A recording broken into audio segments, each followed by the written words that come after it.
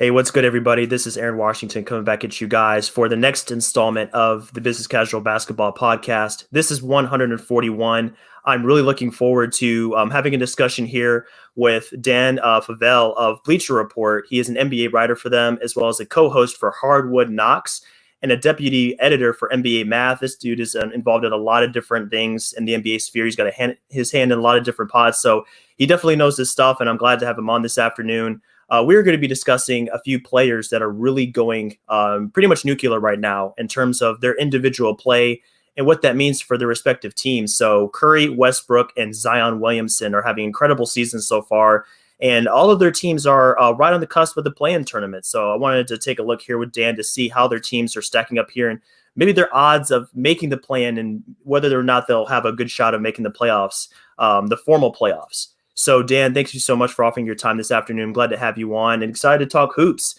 with somebody that follows the game so closely and writes for reputable outlets such as Bleacher Report. Oh, well, thank you for the kind words, number one, and thank you for having me. I'm always down to talk some hoops.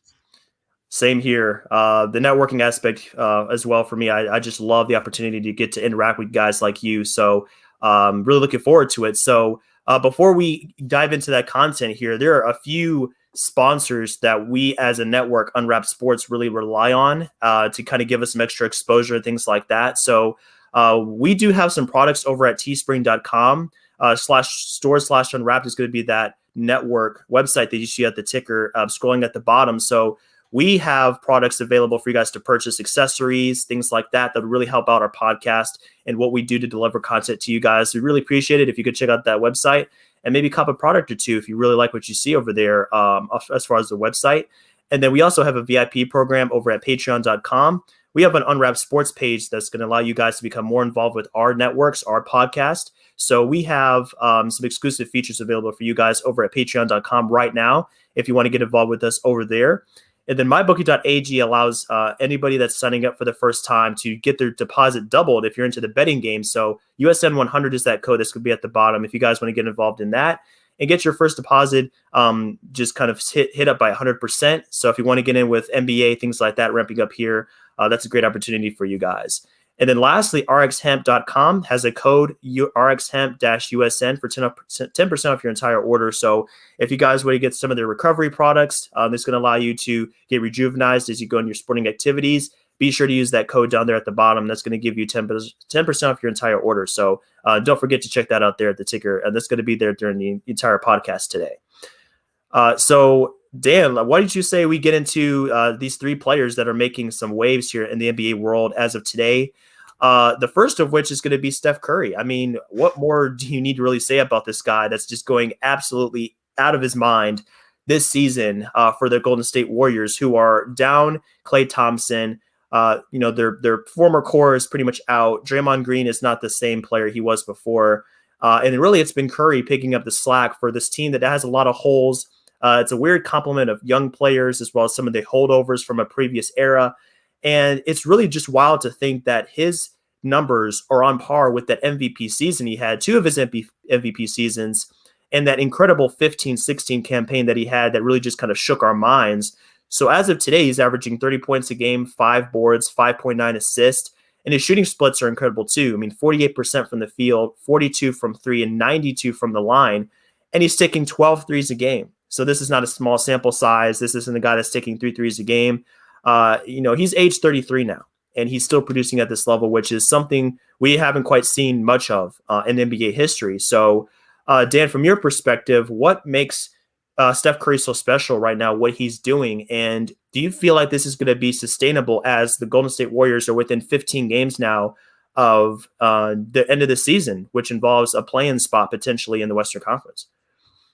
Yeah, I think what makes him so special is just his ability to, it is part of his range, but he's just able to leverage that into so many different things when he gets inside the arc. He's a pretty good finisher around the basket. He has that incredible floater too. So he's able to do a lot of damage to defenses that are already on tilt and defending against his three ball. And then you watch him play, just the types of looks he can hit off the dribble, and then the range, of course, where it's just he wakes up in the morning and he's immediately in range. The fact that he's has more influence, I would say, over the offense than usual, just because there's still the Stephen Curry off ball stuff. Like, they don't have the option of running him off the ball as much anymore. Like he has to take and shoulder this kind of volume when you look at that supporting cast. Their offense has been absolutely terrible when he's off the court this season. So he is very Right. much their lifeline there. And it kind of snuck up that, oh, he all of a sudden leads the league in scoring now with his 31.1 points per game. He's averaging like 40 points since the start of April, I think it is. The splits there have been unbelievable, shooting better than 60% on his twos, which, you know, he's not just getting all these layups. Those are some tough, some of them circus finishes or the floaters I mentioned before. So to have that guy who can uplift an entire offense by himself, because they don't have much around him. There's not really another shot creator.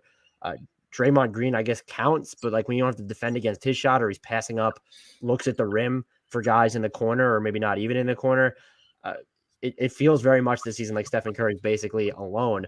Whether it's sustainable, I think it is. It's Stephen Curry. Like it's just, you have to assume it's sustainable. It's interesting, though, that he's doing this at the age of 33. Yeah. Probably the bigger picture question that matters more is, can he continue doing this beyond this season? And if he can, what can the Warriors do to wedge open their title window again? Because I don't know at this point, if you put a healthy Klay Thompson with this team, if they are more than a fringe title contender. Just he's coming back from an ACL and an Achilles. Just what we've seen from Draymond on offense this year. Maybe things get easier because you have Klay Thompson spacing the floor around you. Sure. Even with Klay, though, it feels like they're one shot creator short of being that special team. And if you're Golden State, you're obligated to go out and try and find that guy, even if you have to mortgage your future to do it on the trade market, because Right. Curry is a top 5 player in the world, probably the best player in the world during this stretch right now. I agree. And to go back to your point about him just kind of driving this offense solo, I went and looked at how many of his shots or what percentage of his shots are assisted, and only 48% of his shots are assisted. So that puts him at about the 26th percentile of the NBA, according to Cleaning the Glass. So that really shows us that he is not a guy that's just, like you said, going off a ball, coming off of screens and getting looks that are clean. Like he really has to create these for himself. And that kind of puts things in perspective when we're looking at his efficiency numbers, because there are not many other players on earth that can do what he's doing at the volume he's doing and maintain this kind of efficiency. And I mean, you've watched Steph Curry, you've watched how defenses approach him every game. As soon as he steps over half court, like I'll use the Sixers game as an example, they have guys in his eye. They have George Hill trying to slow him down, Tyrese Maxey, Danny Green, guys just trying to force him off of the line and make him a driver. And then you just mentioned, what he's shooting at the rim this season. I mean, he is an incredible finisher. And that's really just impressive considering his size. He's not the fastest guy. I'm sure he's lost a step since, his age 27, 28 seasons when he was, in the thick of the MVP race. But regardless of all of that, he finds ways to be effective. And what kind of brings us to the next era of Warriors basketball is like what you spoke on. And it comes down to that core, and it comes down to like guys like Wiseman. I'm not sure if he's going to develop in time for them to really have a shot at the title, because you look at the kind of player he is, and he's really impressive, and you see the bones of a great player, but it's not all the way there yet. So even next year, I'm not sure if he's going to be ready to compete at that level.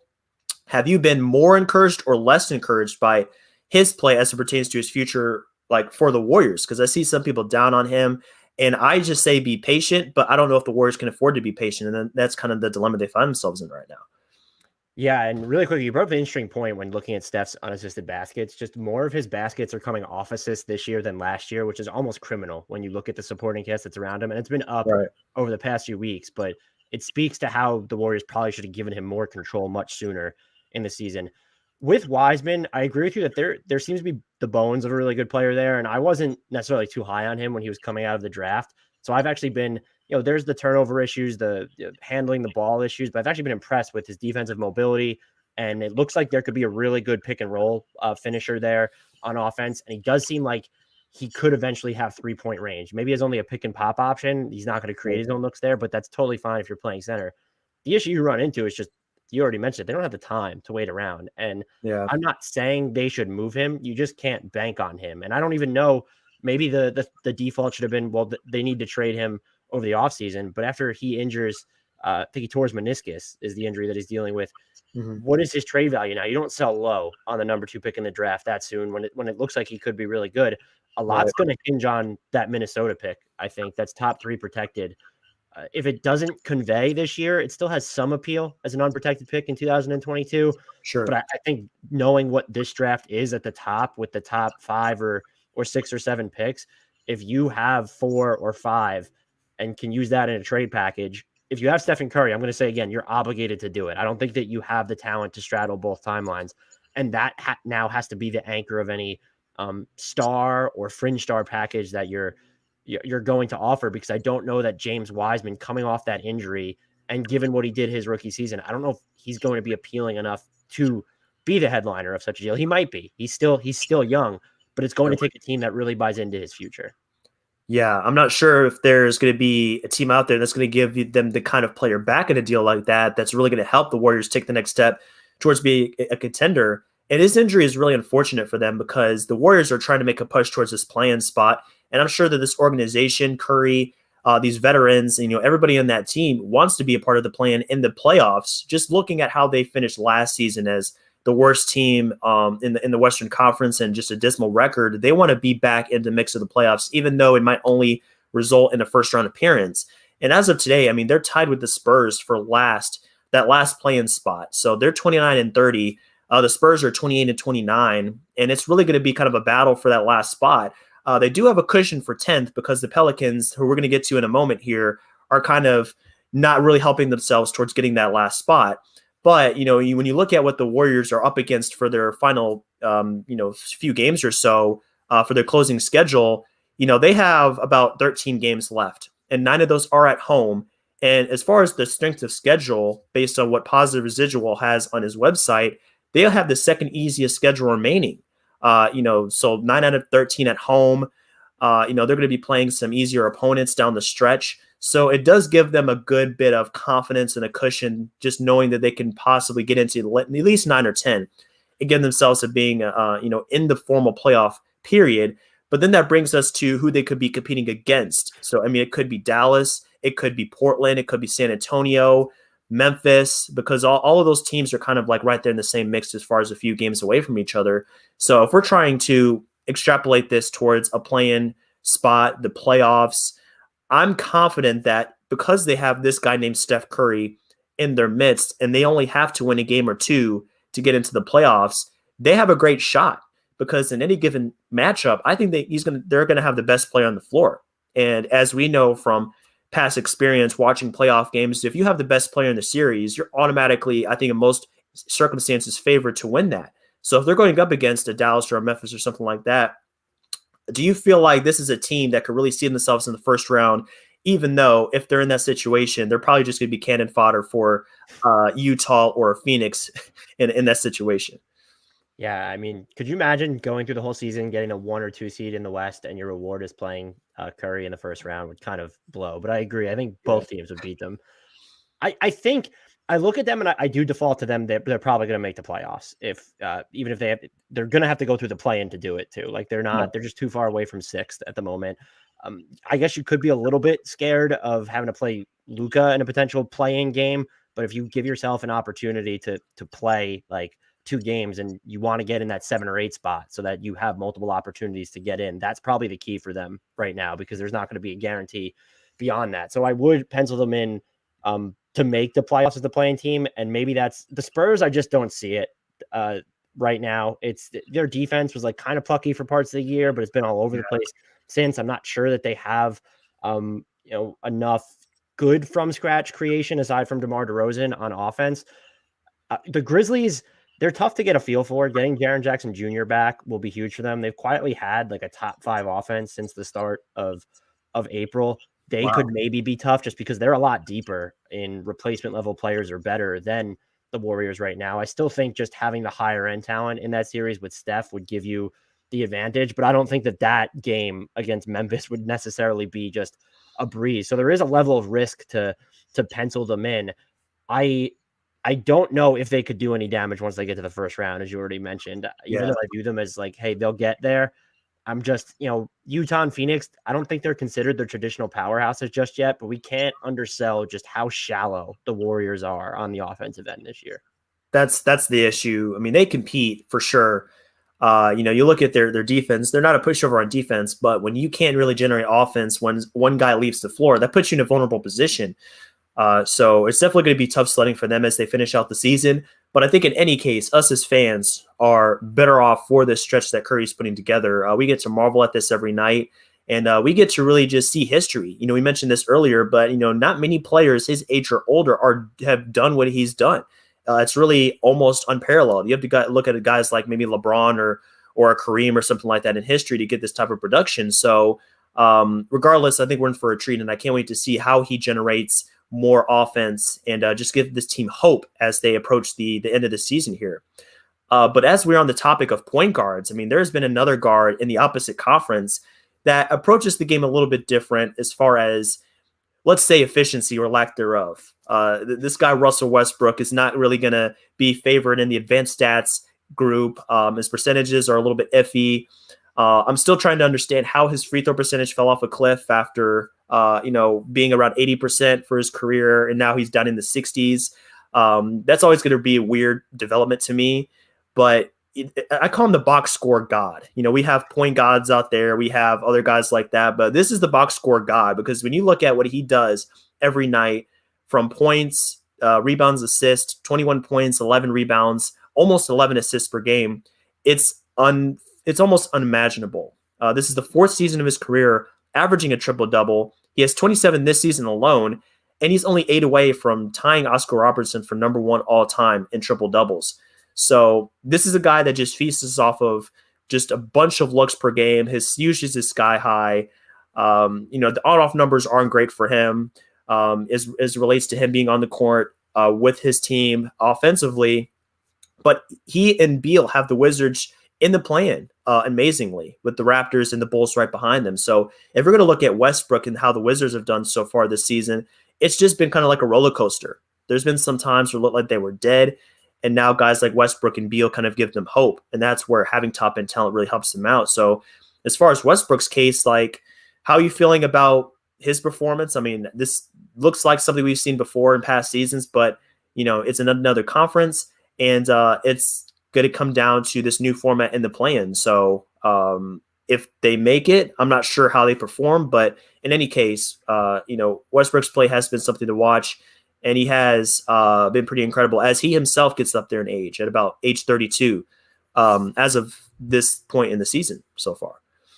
Yeah, it is still pretty amazing to watch him still champion the force of will stuff, because it's even during his hottest streaks this year, like, he hasn't been the most efficient player. It seems like ever since he had that 42-point game, I think that was in mid-March, that he's turned the corner. But you could just break down his efficiency splits however you want, and if you stretch it out longer than 5 games or so, he's still going to have like a sub 50 effective field goal percentage. He's still going to be shooting sub 40% from mid-range, only going to be shooting between like 37 or 40% in the paint. So there is that element of, and then you mentioned his free throw shooting already. There is that element of it's variance. There's unpredictability, and there's just general inefficiency. But because he's such a force and defenses still react to him going downhill, he has that incredible value to an offense. And he's going to end up, there are going to be shots for his teammates that wouldn't otherwise exist if someone else was handling the ball in that situation.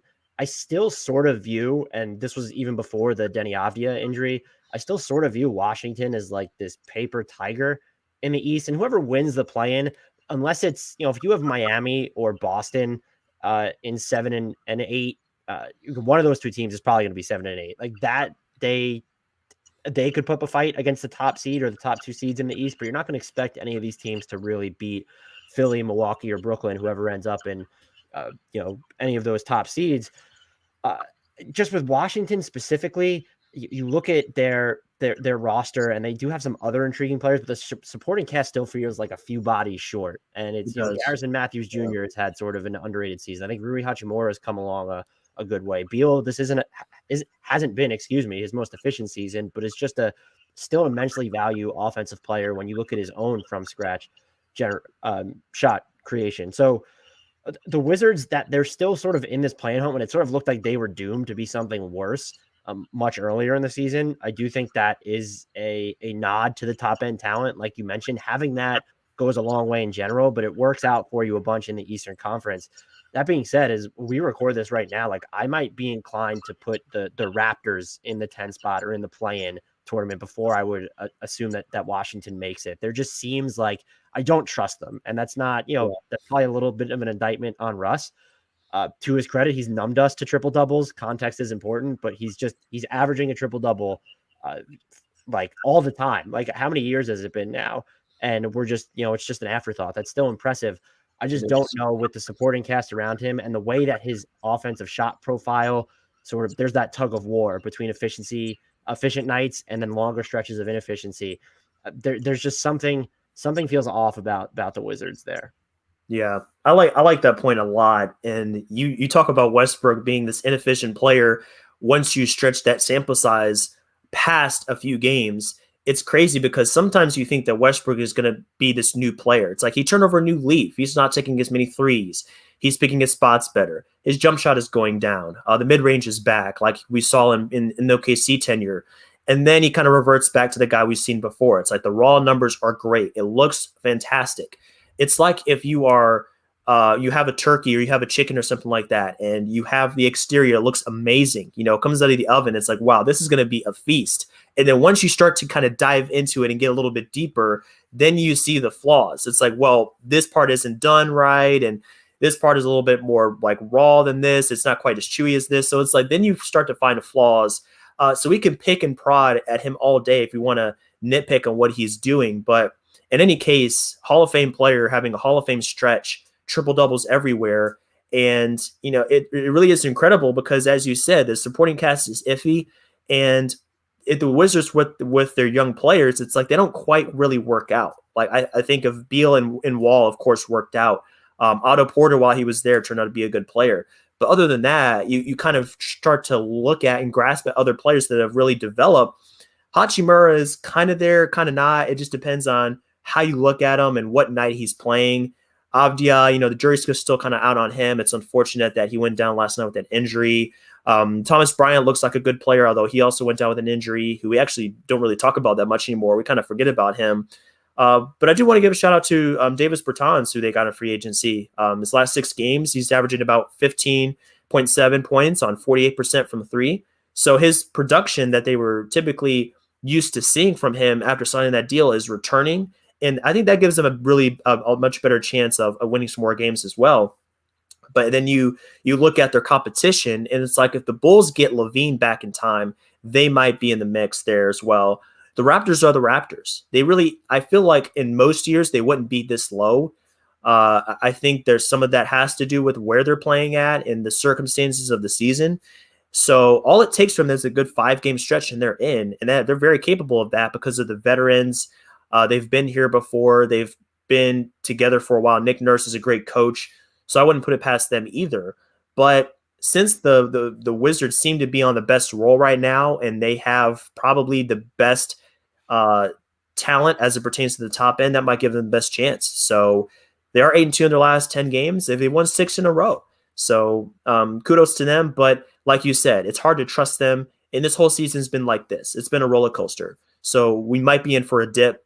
This would be a bad time for it, but I wouldn't be surprised if they go on some kind of losing streak, especially if they have some tougher competition coming up in the next few games.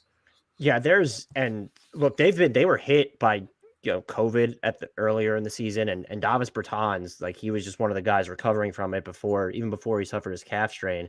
So they haven't had the easiest go of it in the season. I think what bodes well for them is that they clearly want the play-in spot, where I still think it's up in the air whether Toronto wants to be there when you just look at the availability on a night-to-night basis.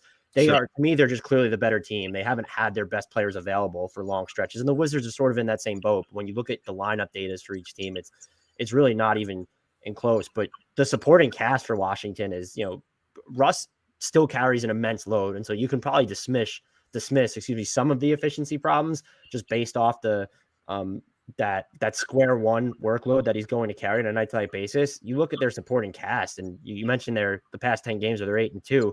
Like the 5th most played player during that stretch has been Raul Neto. And like, that's great. He's solid. And like, he's plucky on defense, but like that, to have that be your 5th most played guy during your hottest stretch of the season is somewhat of a red flag. And you didn't have Davis Bertans for, I don't think this entire stretch, or no, he's been here for the past 10 games. I can't remember when he came back from that calf strain. So I don't know if he's been available, but like dealing with that stuff and then not really having the depth to make it up. You mentioned Thomas Bryant being out. That's definitely been a blow to their offensive versatility. He's not the best defender, but as a center who can really space the floor, that's an element that they sort of lost in him.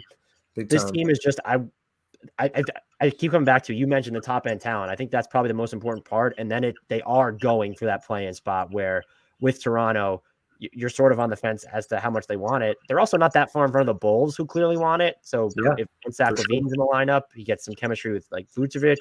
That's a team that we'd have to consider. The East play-in race is a mess. I think we have probably the top 9 spots ironed out, even though the Pacers have been sort of a billboard for inconsistency this year, and they've had a ton of injury problems, including ongoing right now. But I think the top 9 are sort of set, and this 3-team melee with Washington, Toronto, and Chicago is very tough to sort of digest and really rationalize at the moment. It is difficult, Dan. That's a great point for sure. And you said that how much this conference is a mess. I mean, all you have to do is just look at the records relative to the Western Conference. You see the teams at the bottom of the plan right now, and you get 25 and 33, 25 and 34, 24 and 34. And then you go to the West, and it's like, the Pelicans, who we're about to talk about here, they are only 8 games under 500. So they have a better record than these teams, and they're a good ways out of the 10th seed in their conference. So it goes back to the whole argument against like East and West and the plan or no plan. And I think this is where teams like Dallas get upset because they say to themselves, wow, we're 31 and 26. We are 5 games over 500. And we still are going to probably, I won't say probably, they might have to fight for their life in the play-in tournament. So, and then you go to the other conference and it's like, well, how are the Raptors still in this? They had an absolutely terrible stretch in March and they're still in the thick of it. So it creates you can say it's like, well, this isn't fair, but I think it was Howard Beck had this article not too long ago. I think it was like Sports Illustrated. And he was talking about how like this season, it just isn't going to be fair for everybody. That's just the nature of what we're dealing with. And I totally agree with him. There's going to be inconsistencies, but that's what happens when you try to make the most of a unfortunate situation. So it's just kind of how the nature is right now. And I think it goes for a lot of teams in the NBA right now, pretty much all of the teams, but it's like, who's going to end up being the healthiest at the right time? So for the Wizards, this might end up being that for them. So if they can just end this stretch with Westbrook and Beal healthy, have Bertans producing, they might have a shot. They might really have a shot. And then, puncher's chance after that, who knows in the actual plan, but we're going to have to just wait and see because this team, there's no telling what you're going to get from them from night to night. Yeah, I'm with you. And that's a great point on just it might just come down to which team has the more available bodies at this point. And I don't think the play-in tournament is necessarily the problem this season. It's the rest of the schedule with how truncated it was, that if you're worried about injuries, I know Mark Cuban and Luka Doncic weren't happy about the play-in. And there's the element of, okay, if Dallas finishes 7th and they are, how many games are they? They're only 3 games in front of 10th right now. So that doesn't really feel like a problem to me. But if they were 5 or 6, like I get it, you go through this season and you could technically lose your playoff spot. But the argument they were making was more so just like, oh, when we're so worried about injuries, well, then maybe you shouldn't have had this truncated 72 game schedule. And that's not that Luka Doncic decided to have this, but this whole thing was collectively bargained and like it was voted upon. And so was the play-in tournament. So, and Cuban was one of the ones who voted for the play-in. Exactly. I think that was unanimous actually. So that is just, my sympathy is limited there. I get the workload these players are shouldering, and I'm looking more at the macro view of like, wow, this schedule was really backloaded. It felt like too, where you're talking about stretches. I can't remember which team had like 17 games and 29 nights to close out the year. Yeah. That's a lot. And so that's the bigger symptom, not so much the play-in tournament. Yeah, for sure. It's just unfortunate, but yeah, it's just whatever team can weather the storm the best. And, while we're on the topic of inequality, I mean, that brings us to the Western Conference and how the Pelicans are trying to deal with their season. So this is one team and one player we're going to focus on to kind of wrap up this discussion today. But for Zion and the Pelicans, I mean, they're looking at a situation where the play-in is starting to become a little bit more out of reach. The race isn't over. We still have, somewhere between 13 to 15 games left, depending on which team you're looking at. But for the Grizzlies, or I'm sorry, the Pelicans to be 3.5 games behind the Spurs for that last spot, and they've lost 4 in a row, some winnable games in that stretch. It's definitely a tough blow for them. But with all that being said, Zion himself has been a revelation for this team. and he was already good as a rookie. We saw how incredible he can be once he starts to learn the game and leverage his athletic gifts. Now that's starting to come into play. So basically, what the Pelicans did this season is they gave him more control over the offense. Brandon Ingram missed some games, which gave Zion more of an opportunity to do this, but he's handling more pick and rolls.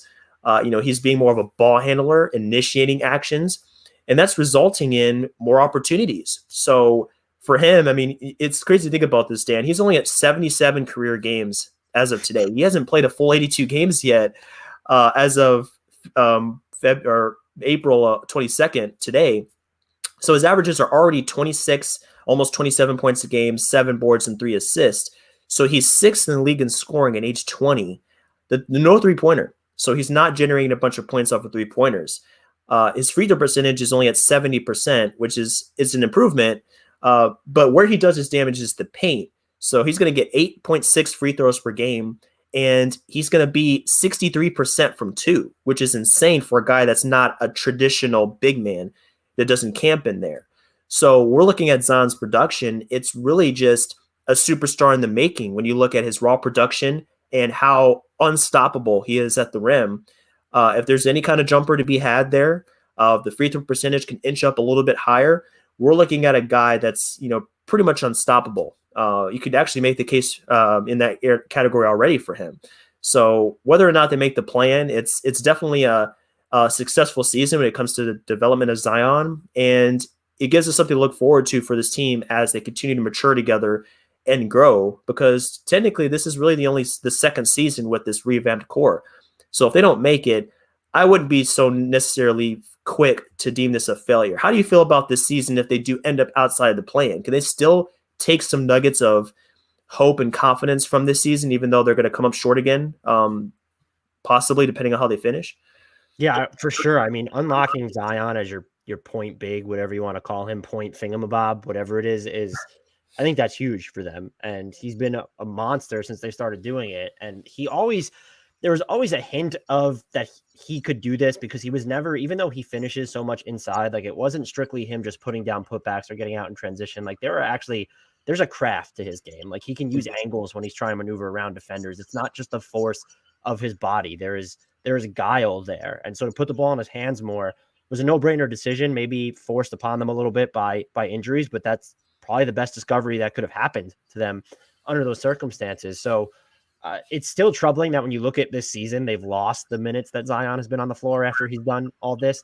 I don't know. That's not necessarily on him. The team, the makeup around him was always questionable. I was not a big fan of the Steven Adams addition. He's a good player. And like the offensive numbers with him and Zion have been fine, but at the same time, you're just taking some space away from Zion in those situations. They seem to have found something with, and I don't know, I haven't seen their past few games, so I don't know how heavily they're going to this now, but like they had seemed to find something with these Zion plus bench units that were just absolutely annihilating opponents. And so that he can do that, where he can really carry units where Brandon Ingram and Lonzo Ball are both off the floor, and you're not banking on Lonzo Ball shooting and scoring. You're not banking on Brandon Ingram's creation. That's monstrous for them too. They're just seeing that he has these different dimensions, different type of depth to his game than they knew before. And that should make it easier, because they did their entire offseason last year, while it was still felt like a little bit of just, they fell on their face with the Steven Adams stuff, or at least that they should have. I didn't understand the extension part. If you were going to give up value for him in the trade, I didn't understand the extension part. That's what I keep coming back to. Same. But you also didn't know you had this version of Zion. And now that you know that you have this version of Zion and that this is what he can do, you can flesh out the roster accordingly. And so that's what I would look for them to do over the offseason. They need to figure out some things on the wings. Najee Marshall is a great find, but he's also been like one of their, I don't know if you want him as one of your most used players over the past few weeks. And so they do have a chance, if they're not as focused on the play-in tournament, because they are, this is only the second season of their best player, their franchise cornerstone, and Brandon Ingram isn't that old. Lonzo Ball's not old either. You can go through that self-exploration where if they wanted to try some different things, and they'll be forced into trying some different things when you look at just, Josh Hart being injured right now, and even Nickeil Alexander-Walker dealing with some ankle stuff. At the same time, there has to be a sense of urgency to this team, because they already paid Ingram. Lonzo Ball is going to get paid this summer, and you have to pay him after not trading him, I would think. you've already paid Steven Adams, but that's like, I don't know how important you view that. The thing I keep coming back to is there an element of, well, how long will Zion's prime last? Because Mm, good point. he's so unprecedented when you look at his Yeah. athleticism coupled with like his nimble footedness and then really just his craft and IQ. It looks like he's going to be smart enough to extend his prime if his athleticism starts to wane. But just because he's an incomparable player. I've never seen anyone like him play Mhm. before. That there has to be the sense of urgency, but we need to make the most of this while he's good now. And no, you shouldn't short circuit your future or mortgage too much of it. But Zion is good enough to win right now, and you have to figure out how to win as soon as possible while he's this good. Dan, winning is definitely a priority for this team, even though their experiment is early in the process. But it's hard to do when you can't really get any kind of consistency going on defense, which is, it's weird to look at this because you bring in a guy like Stan Van Gundy. Everybody was saying he's going to change the defensive philosophy of this team. We were expecting, maybe some people were expecting a renaissance, a revival like New York has seen with Tom Thibodeau taking the reins. But unfortunately, that hasn't been the case. And I think it's more of the personnel that are in place more than the coaching. Because when you look at guys like Zion and you look at Brandon, it's like they're so offensively minded. I think that's so far ahead of their defense right now. They don't really tend to take care of that defensive department. It's not really an area of importance for them. So what you're left with is ninth finish in offensive rating this season and 27th in defensive rating. It's crazy because they were a better defensive team last year at 19th instead of 27th. So we're looking at an influence going the other direction, offense only, defense is an afterthought. And I think that's one of the qualities of a team that's young still. When you talk about Alexander Walker and Hart and all of these guys, they're in their early to mid 20s. Defense is not something that's going to come naturally to most players. It's going to take a little bit more just repetition. It's going to take more coaching. It's going to take more time and experience.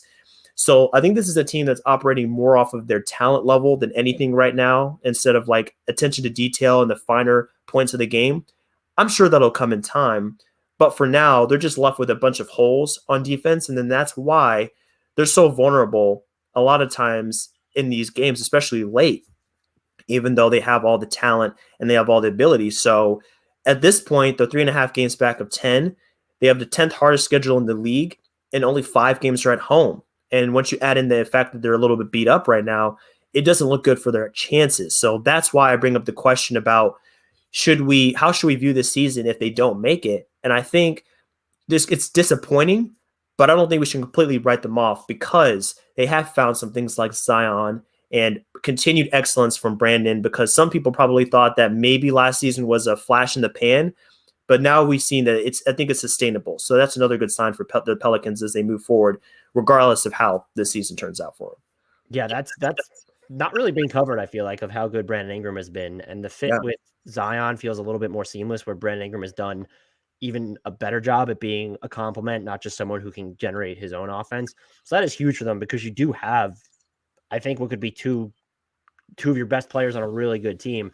And I would agree with you that it's definitely not the end of the world if they don't make the play-in, and it certainly doesn't look like they're going to this season. I do think, though, that what happens this year does have to do a better job of informing how they're building out the rest of the roster.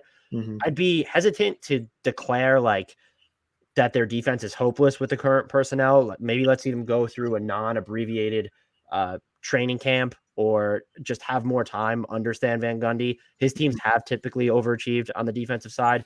That being said, you need more options on the wing, and I think you need more versatility in your front court aside from Zion. That is, to really make the most of that. If you're a team that ranks in the bottom 4 of both opponent field goal percentage at the rim and from beyond the arc, like, you're just not great. You're not going to stop a lot of people. And there could be an element of luck involved if you want to look at the rim percentage, but like the 3-point stuff is actually bad. It doesn't seem as much of opponents are getting lucky, where even Zion is culpable to this to some extent, where it feels like, if you watch the Pelicans, it feels like they're giving up just so many more corner threes because of where he's standing on defense at points. He's still young. Like you said, he hasn't even played in 82 games yet. I'm not ready to say that Brandon Ingram is not going to be able to improve defensively. I thought he would be more disruptive coming to New Orleans than he has been the past 2 seasons. And I thought he did a better job of that while he was with the Lakers. So there's still some potential there. If you bring back Josh Hart, Lonzo Ball is a good team defender, even if you can't throw him one-on-one against anyone. I think Eric Bledsoe, he's perked up a little bit, but he's definitely a better defender than he showed this year. So there is talent, but you do have to let this season and the awkward fits where you're seeing them, you have to let it do a better job of informing how you're finishing off this roster moving forward. Yeah, exactly. It really, they're going to have to just kind of take a deep dive on the roster. I think that your front end is good, but as you kind of touched on, the depth is a little bit lacking. The versatility is lacking. So there's holes to plug. It's not like they're starting at the bottom. This isn't Detroit. This isn't OKC. It's not like they have to just find every little piece, but there are supplemental pieces missing that are just going to allow Zion and Ingram, guys like that, to be at their best. So there's definitely I think this team knows what they need to improve upon, and I'm sure in that front office and in that organization, they feel confident that in a typical season where they have that practice time you mentioned, having a training camp, having summer league, that's something we actually need to recognize as well. Summer league is a huge developmental time for these players. If you don't have that, you're definitely at a disadvantage. But if they can clean that up, more time under this coach, I think they're going to be okay. I wouldn't panic if I'm a Pelicans fan, if I'm in this organization. The only one worry, and this is the one I had with Zion coming into his career, is the one you touched on, and I guess we could end with this. His availability, his health, I'm not sure. I mean, his rookie season, it had injuries.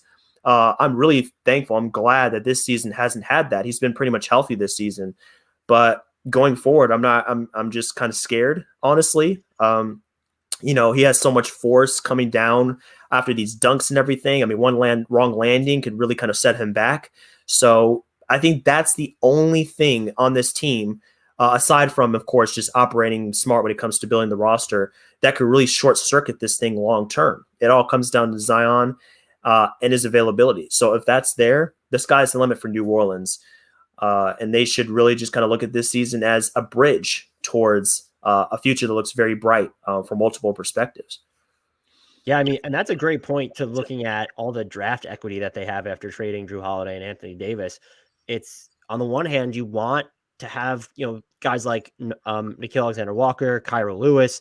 You want to give them the rope necessary to learn, and that's going to entail some rough patches next year. They're like, Kira Lewis hasn't played a ton of minutes this season. He's not just going to come in and be this impact player after logging probably under 750 minutes for his rookie season, or maybe he'll get above that by the end of the year. But you also, if you're measuring that against, well, look at how good Zion is now. We've paid Ingram. Look at how good he is now. Do you try and turn some of that equity into players that can help you win immediately? Mm-hmm.